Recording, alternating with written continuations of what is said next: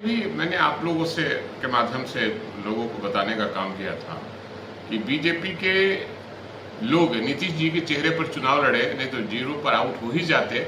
और सच बात संजय पासवान जी ने कह दिया, हमारे मित्र हैं संजय पासवान जी, और उन्हें सच्चाई उनके मुंह से निकल गया। और नीतीश कुमार नहीं होते शायद बीजेपी यहाँ कुछ नहीं होती। नमस्कार, आप देख रहे हैं आर्यभट्ट टाइम्स। मैं हूं जैकी शर्मा आपके साथ।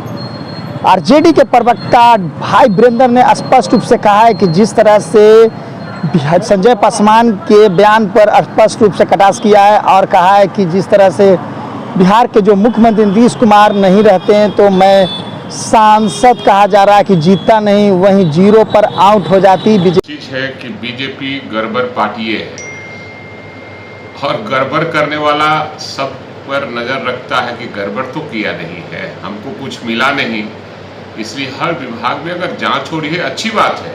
लेकिन ये लोग एकदम चुनाव आ रहा है उसके लिए ताबड़तोड़ वसूली करने का प्रयास कर रहे हैं। अब गड़बड़ी हुई है तो कार्रवाई करे, वो कीजिए, जिन लोगों ने गड़बड़ी की है उस पर कार्रवाई कीजिए। लेकिन हमको लगता है कि ये वसूली करने के लिए सब नाटक रचा जा रहा है और आप लोग के माध्यम से जनता को बताया जा रहा है। जनता भी जानती है कि ये बीजेपी वाले लोग और एनडीए के लोग लूटने में लगे हुए हैं। लूट के सिवा इनके पास जनता के हित में काम करने का कुछ नहीं। ये भी मैंने आप लोगों से के माध्यम से लोगों को बताने का काम किया था कि बीजेपी के लोग नीतीश जी के चेहरे पर चुनाव लड़े, नहीं तो जीरो पर आउट हो ही जाते। और सच बात संजय पासवान जी ने कह दिया, हमारे मित्र हैं संजय पासवान जी, और उन्हें सच्चाई उनके मुंह से निकल गया।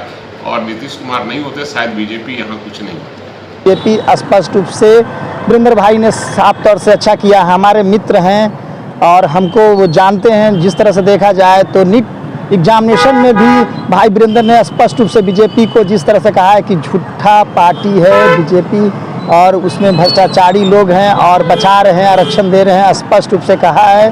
और जिस तरह से तंज कसते हुए बीजेपी एनडीए की सरकार पर लगातार हमला करते रहते हैं भाई वीरेंद्र, और जमकर भी कटाक्ष किया है।